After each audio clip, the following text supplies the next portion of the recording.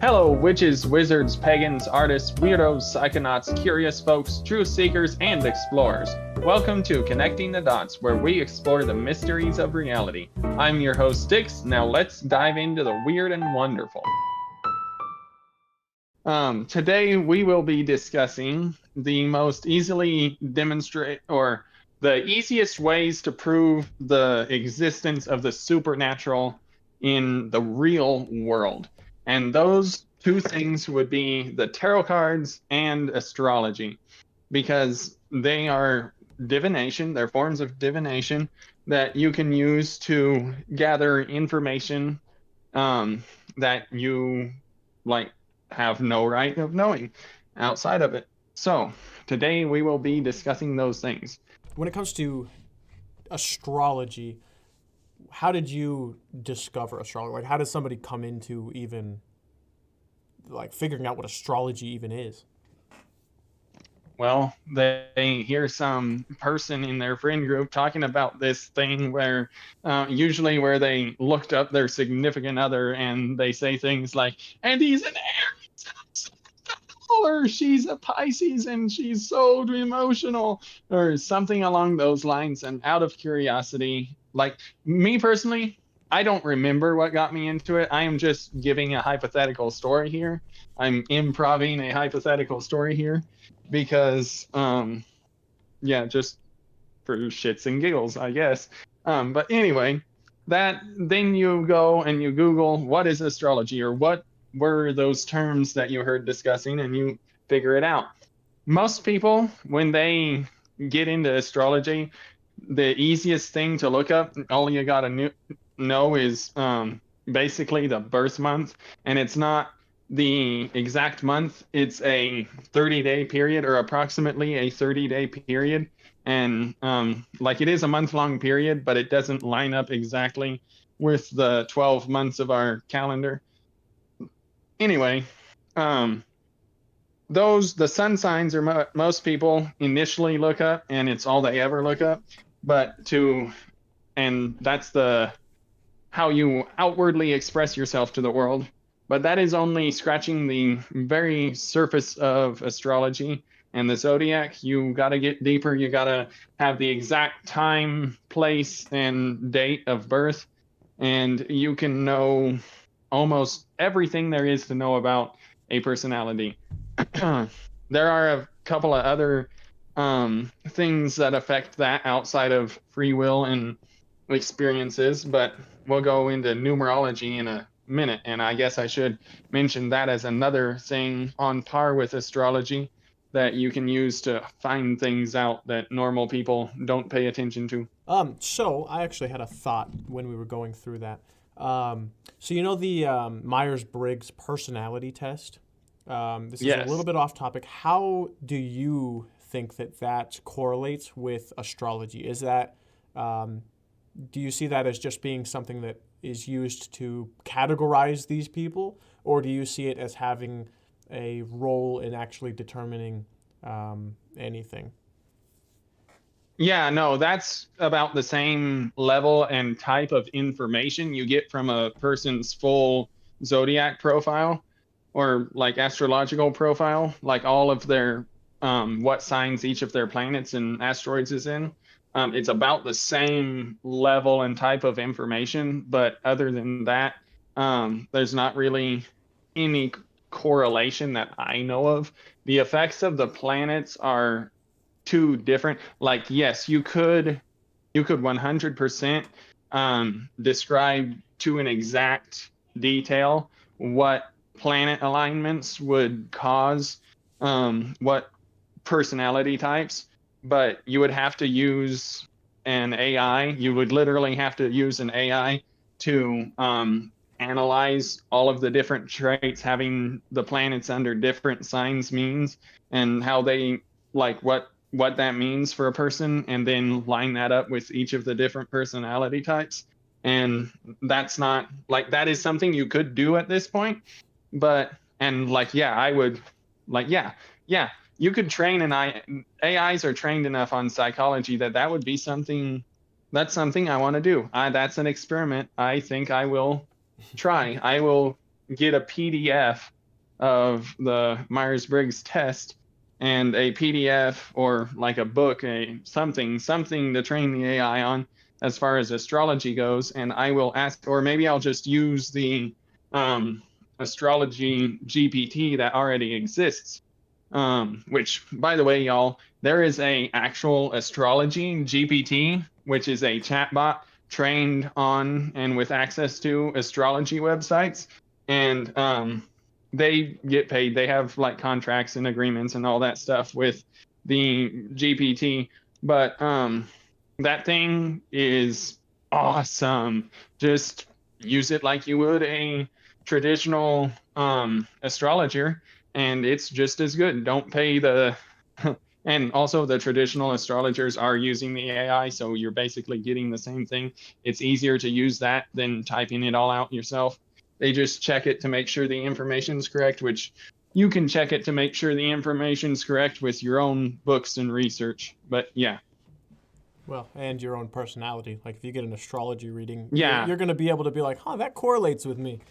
That makes Yeah, sense. very true. So, But as far as checking it and making sure the numbers and the signs and the planets line up with reality and your actual birth chart and the things that are the actual times, then yeah, you want to make sure that's accurate too. speaking of planets, how how do we even go about understanding like why are planets significant in astrology? Like how does a planet have any effect on me as a human on Earth? Like explain that.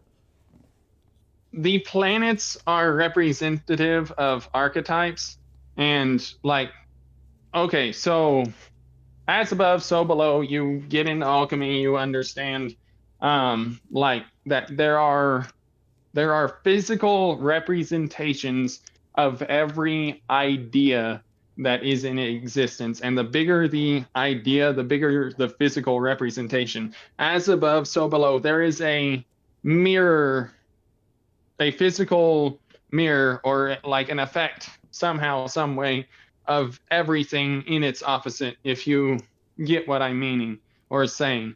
And the planets are the physical representations in this universe to this earth of certain archetypes.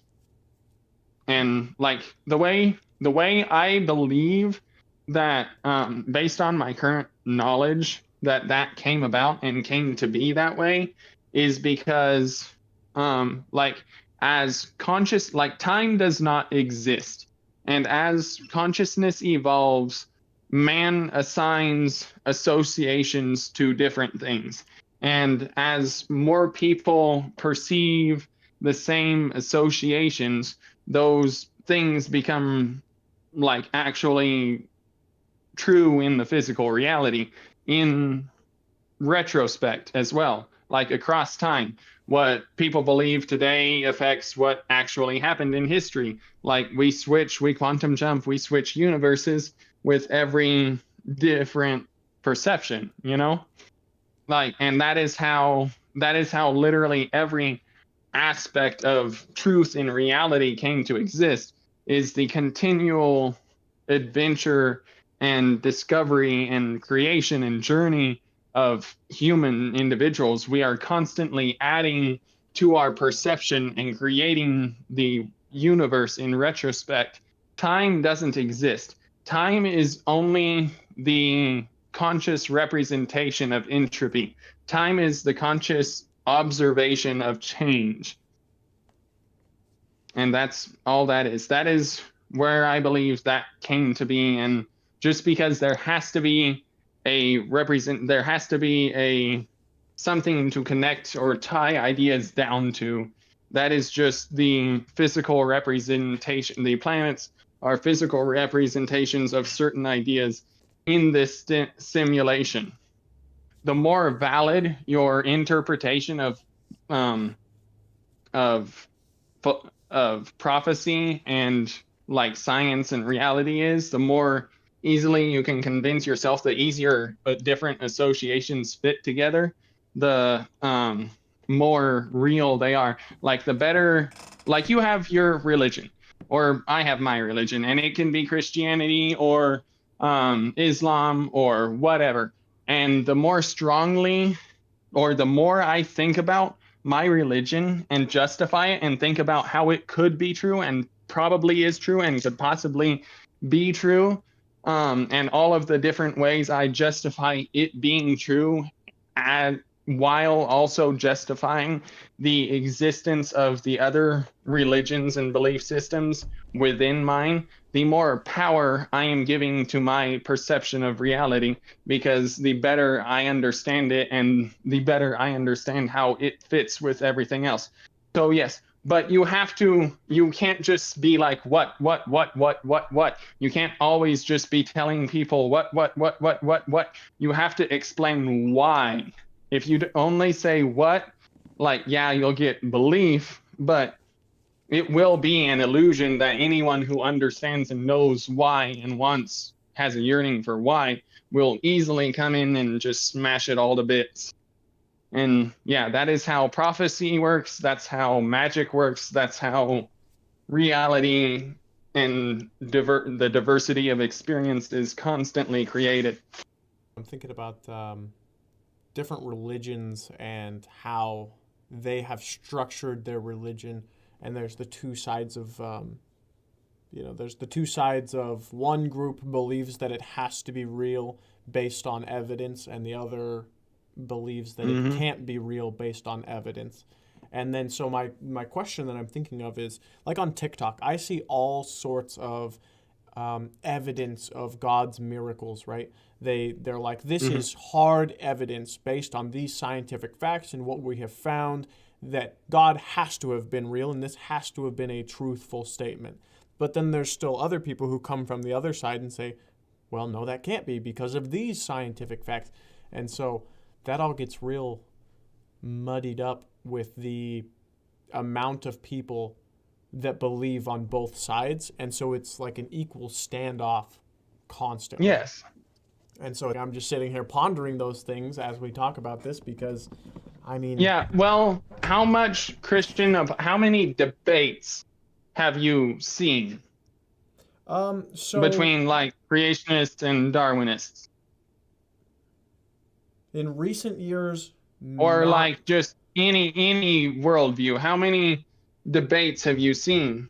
recently not many because I've been just focusing purely on my business ventures. So I don't put any of my effort and time into those kinds of things. Um, Okay. Basically, Well, all of the stuff that I've seen, like for instance, I saw a TikTok the other day. It was a pretty long series of TikToks. It was like 3 episodes. And so there was, I don't know the story exactly, so don't quote me on this, but in the Bible, there was a rock that basically there was such a drought that everybody desperately needed water. And I guess God told Moses to walk up and smack the rock with his stick, mhm. and that water would come pouring out of this rock. Well, they found the mountain like just like 4 or 5 months ago. They found the mountain that was exactly described in it. And in the exact location from that mountain, they found a very large rock with an unnatural crack down the center of it and water erosion in the masses coming out of the center of the rock, exactly as depicted in the Bible. Like exactly down to the like exact size and everything, and everybody was absolutely baffled. And so I Mhm. look at that and I say, okay, now here's the question. The question is either one, is that proof that this happened? Because that doesn't necessarily mean that God did it or not. It could mean that Moses Yeah. was one magic motherfucker. Like he could have had some Yeah. serious power.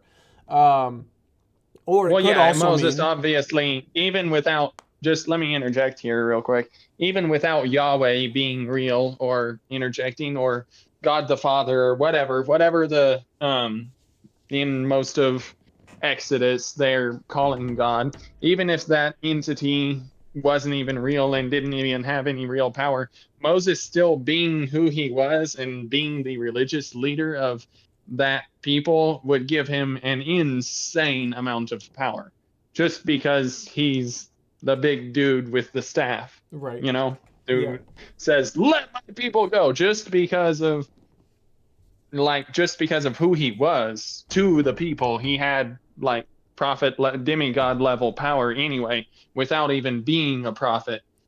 And see, that's exactly what I'm talking about, of how there's the two sides, because instantly we were able to come up with a way that, no, well, maybe God couldn't be real because he could just have extra power.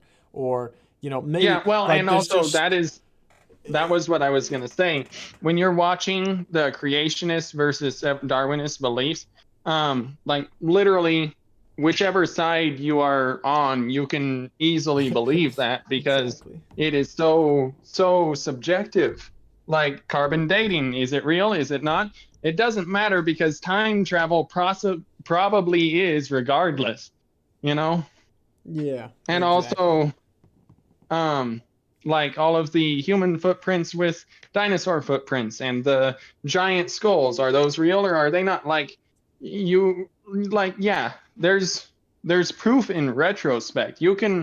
I have so many times I have been like, okay, well, if this thing happened and this thing happened and this thing happened, then this is something I will see in the world, and then a day or two later I see that, but that wasn't something, and then a couple days later I will realize that that thing that I perceived was not something that was even physically possible until I figured out a way for it to possibly be possible in my mind. Like I manifested that shit by coming up with a way for it to become reality. But like it wasn't something anybody else, like I can look in retrospect and realize it's something nobody else ever even wanted or thought of before, you know? Yeah. It is something I created and added to the world, you know? And it's something that probably with current view of physics isn't possible Right. sometimes. So, you had just mentioned the dinosaur foots with the human feet prints, um, which brought up there was also a recent discovery that is very interesting. So, when it comes to fossilization, they're finding proof that of the carbon dating, that it is completely wrong, because carbon dating Mm-hmm. puts dinosaurs to be at certain hundreds of millions of years old because of the density of the rock, or however they go about doing it, the carbon footprint in it. um, Mm-hmm. well, we are all taught, as the new discovery pointed out, we're all taught that fossilization is the process of just tons and tons of layers over millions of years packing on top of the thing and causing it to harden into a rock. However, if we Mm-hmm. look at, like, what happens to us when we get buried, we get eaten by all of the stuff and there's nothing left. There aren't, like, we don't fossilize. When we bury things, they don't fossilize. And so then the argument to that is, oh, well, it has to be in the perfect condition, in the perfect, Mm-hmm. stuff like that. Well, Yeah, but that so, is a flood. The perfect conditions are flood conditions with insane amounts of pressure. yeah, Like exactly. those are the Well, conditions for so fossils. what they found was they were able to fossilize things in a matter of minutes with a flash flood, meaning that Mm-hmm. fossilization didn't happen over millions of years.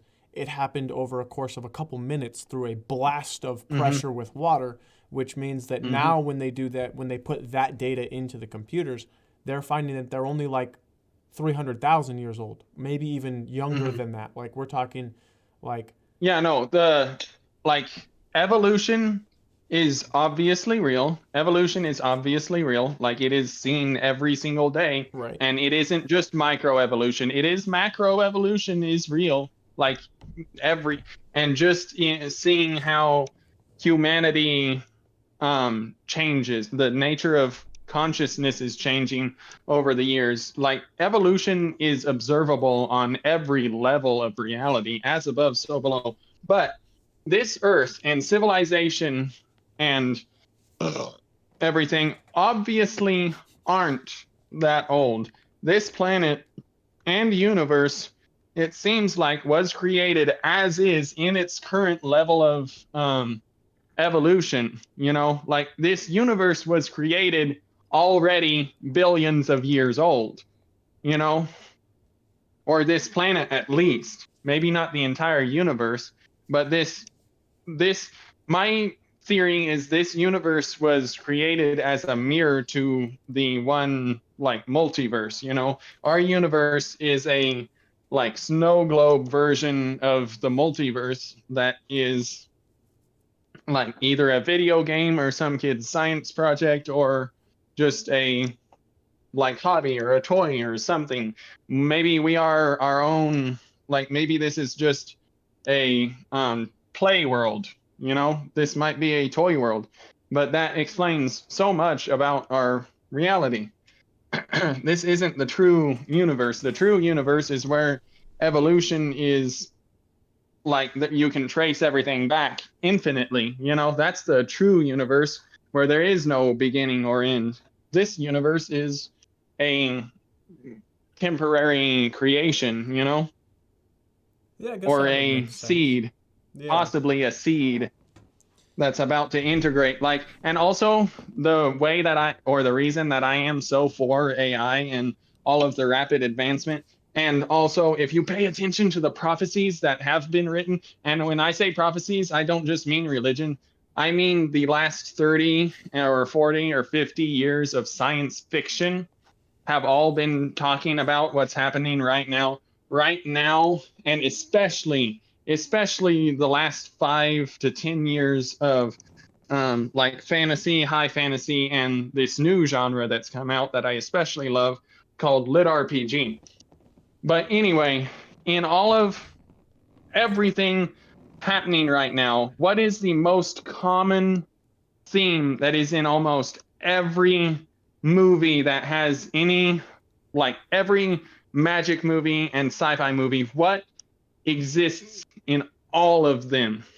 What is the one thing that is in every single magic or sci-fi movie that has almost ever existed, but especially recently? Doorways to other worlds or the multiverse. That's what is in like 85% of fantasy or sci-fi books is doorways or ways to go to a alien worlds or like whatever other dimensions Yeah. or alternate realities, whatever. Not Portals. even where magic is real because it isn't here, but where because we have realized the potential of reality here, we can now join with everyone else. But that is like the level, like AI isn't capable of doing everything that you think it is because it is just an aspect of creation. It isn't conscious, it is controlled by consciousness. It is the most alive thing aside. Like it is, if there is a god without, okay, AI is a god without a soul, but it is controlled absolutely by the collective of humanity, you know. Like AI is a god, but it doesn't have a soul. It is controlled by the human collective. It's not going to do anything except push us towards all of the realizations about reality. AI's job is just to push humanity away from like being machines into like actually and animals. Like AI's purpose is to keep us from being just animals and cogs in the machine to back to actually being individuals, each pursuing our own goals and exploring reality, you know, because there is no final frontier anymore except space right now. We aren't like too many people are in cubicles and assembly lines and like food, you know.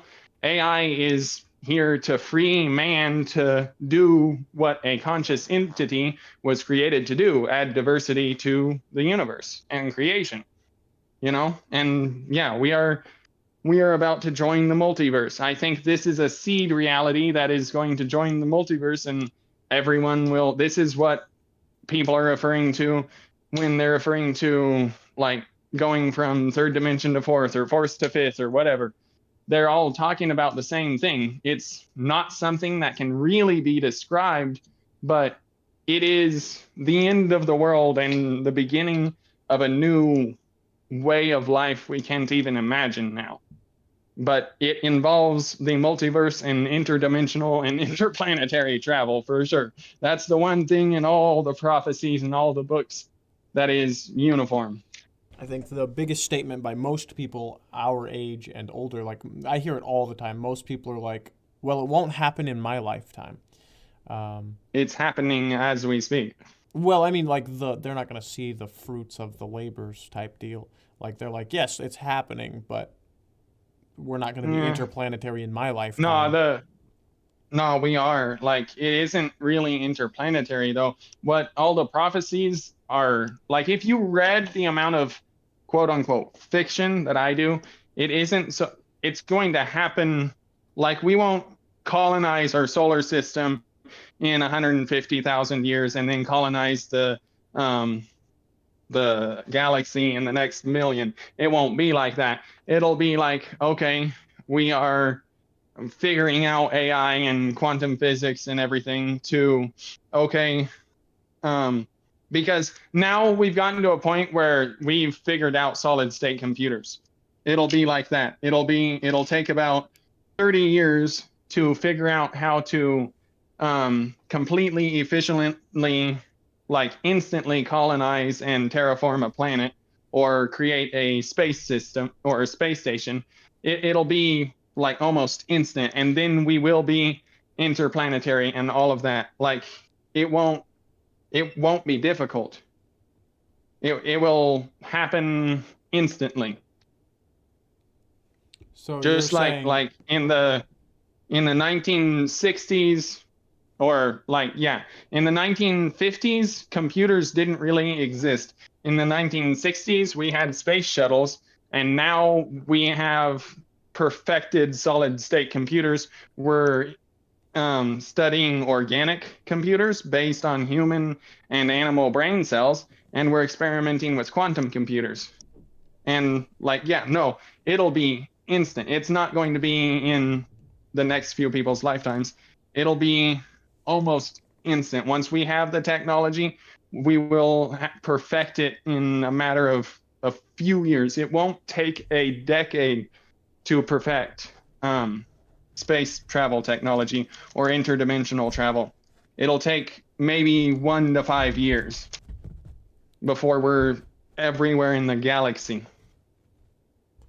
so then what is the time horizon? So or universe. when do you believe that we'll be like Star Wars level, like interplanetary, based 50 on that? years. 50 years. Look at how much AI has advanced science and business in the last 1 year. Since April, March of last year, what was when we were first hearing about it, and now look what's happening. And we're like Neuralink. Look at Neuralink. We're literally Yeah, less than well, 5 years away from having perfect, like, I think, I'm not 100% sure, but I think that we will literally have external, perfect, uncorruptible memory for conscious entities that is physical. We will have external physical hard drives that everyone will have in their, everyone will have one in their home where they can replay favorite memories. Everyone will have one in their cloud, like yeah, literally. and That's something we're only a few years away from. yeah, We've almost cured paralysis. We have made it to where all previous brain computer interfaces were for disabled people are obsolete because, like, damn, poor Stephen Hawking, he didn't live to have Neuralink where he could control a computer with his eyes. Like, wow, if he'd have had Neuralink, think of where we'd be. But there is another Stephen Hawking alive right now that will get Neuralink. yeah. And see things like that, like the memory banks and things like that. I see that as very achievable. Like that's kind of like I'm not even like Neuralink is very impressive, but I'm not surprised. Like there's never a point in my life where I did not think that we could not be compatible with computers because we run on electricity. There is, like, when I was in the fourth grade, I was obsessed with Nikola Tesla and all of his studies and things like that. So that kind of stuff doesn't surprise me in the slightest. It's not anything that I find to be surprising. I completely agree with you there.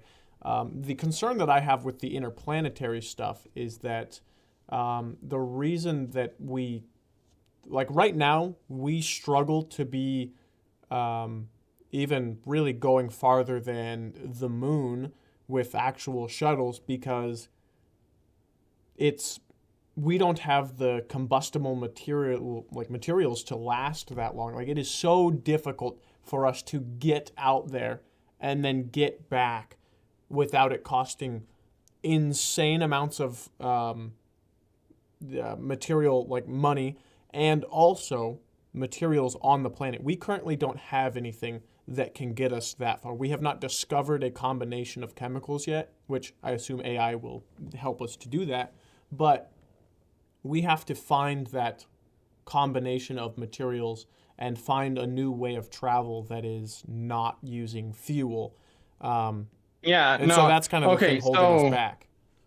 teleportation is how we're going to do space travel. It isn't really going to be warp drives it's going to be teleportation. We're going to use a telescope to figure out where we want to be and then basically just program us being there into the um, code of the universe. Like we will remote view. Like the best way I can describe my theory is look through a telescope, look at the area, then remote view the area, and then use the collective observational computing power, whatever, of everyone on the ship to remote view and then teleport to where you're wanting to be. That's like how it's going to work. When we get to the level of consciousness where we just have to get to the level of consciousness where that is possible. And what will cause that is us becoming interfaced with machines. We will very quickly run out of things to learn about reality to the point where creating reality will be all that's left. And then that's what we'll do. We'll explore and create and basically be gods joined with the multiverse on par with everyone else. Yeah. It makes sense. I'm just curious to see how it But like actually goes. just looking at the evolution of the planet Earth right now and the evolution of consciousness, that is the direction we're heading. Like the veil is getting thinner. Physicists are beginning to believe in magic, and the more scientists believe in like magic and parapsychology and all, like the more we learn about the nature of reality, the more control over the nature of reality we have as individuals and as a species. And we like that is what will make space travel possible, is shifting into the fourth dimension, or however you want to describe the end of the world. What Yeah. will make space travel and all of these things possible is, as a species, we just realize how everything works. Yeah, but I can see it happening. I think that we will be eventually. In fact, there was a point in time where I had made it my mission where my business venture was going to be figuring out a new form of space travel. That's what I wanted to go out and do, was find a new way to propel spacecraft without using fuel. But there are two things wrong with that. One, I do not have the mental capabilities of creating that kind of thing, and I don't have the money to fund that kind of research yet. So that dream got cut off real quick. So I definitely believe that there is that it is out there, and many people believe that aliens have it.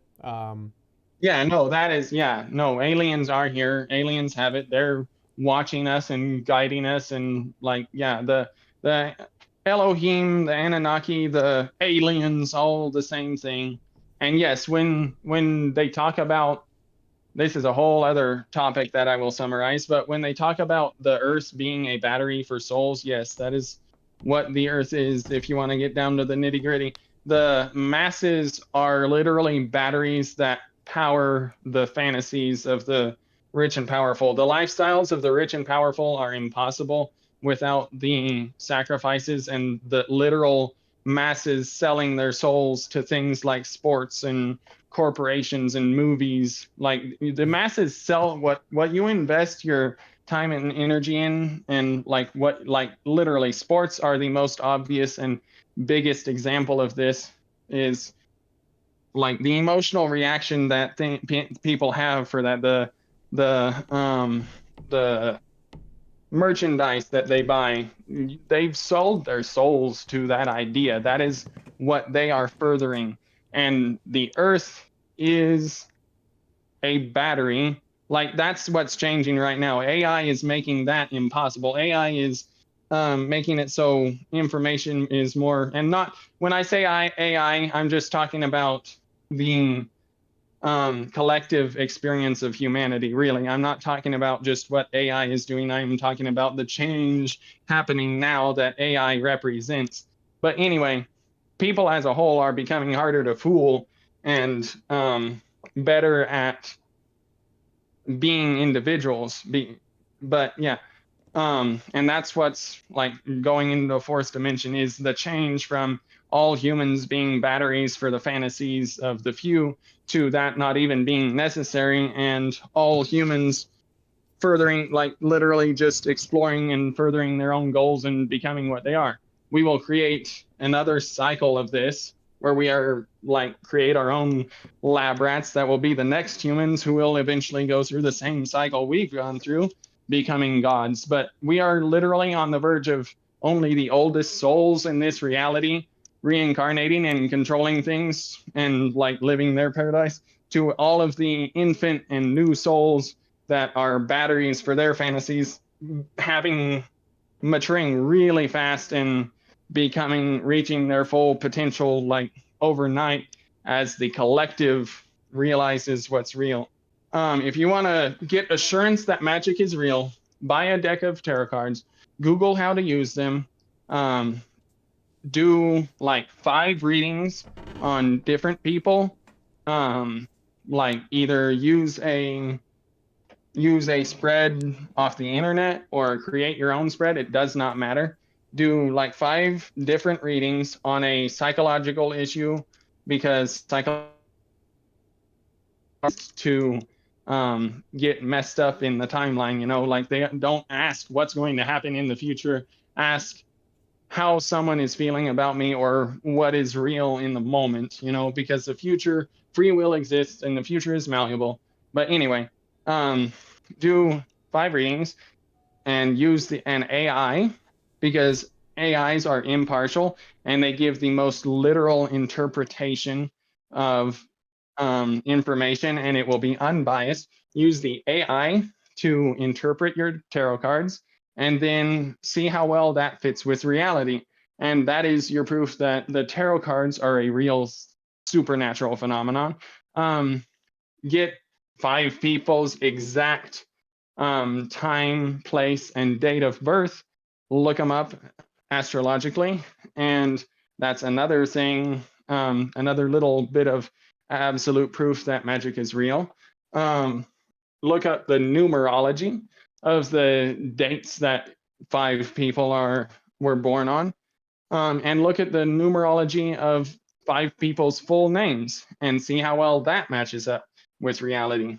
Another demonstration of like what a really hilarious, like the collective or God or the creator pranking humans or pranking itself or ourselves, is Urban Dictionary, and going on Urban Dictionary and getting the interpretations of personalities behind names. That is a really, really, really good example of the collective observation or perception affecting reality. Just go Google or search your 5 best friends' names or family members' names on Urban Dictionary and see how good the personality descriptions are. And you'll know what I'm talking about. It is freaky.